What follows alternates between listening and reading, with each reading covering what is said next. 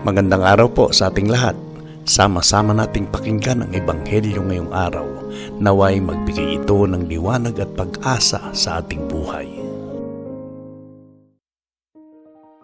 Ang mabuting balita ng Panginoon ayon kay San Lucas. Noong panahong yon, umuwi si Jesus sa Nazaret na kanyang nilakhan.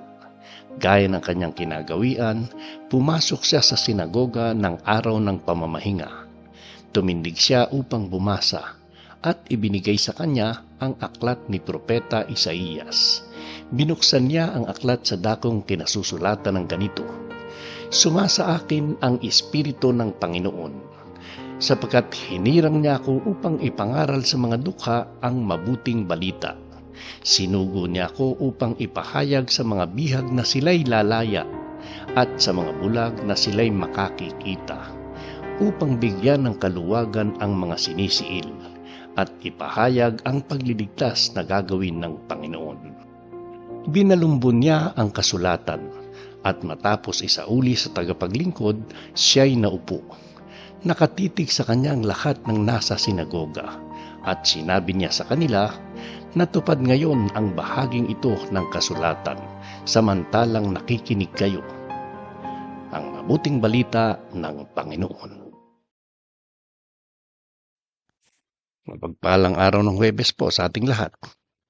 Sa bahaging ito ng Ebanghelyo, ipinakita ni Jesus na ang kanyang misyon ay para sa mga dukha, bihag, bulag at mga inaapi.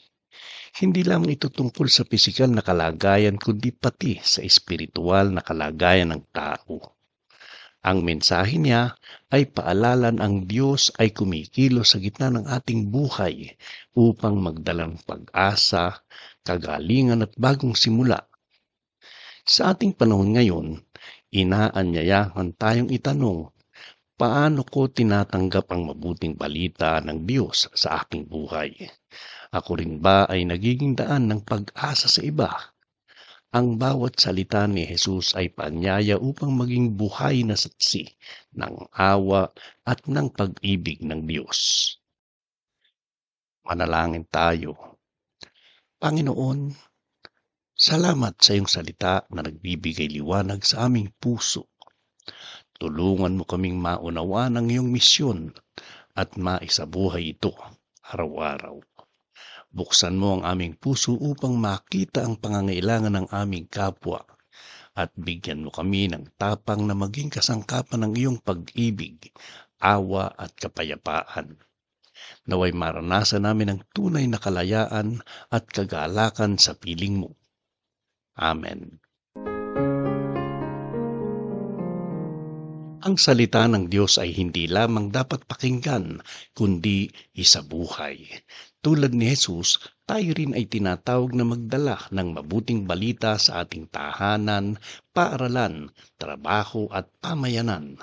Naway maging liwanag tayo sa iba at patuloy na magtiwala na ang Panginoon ay kumikilos sa ating buhay araw-araw.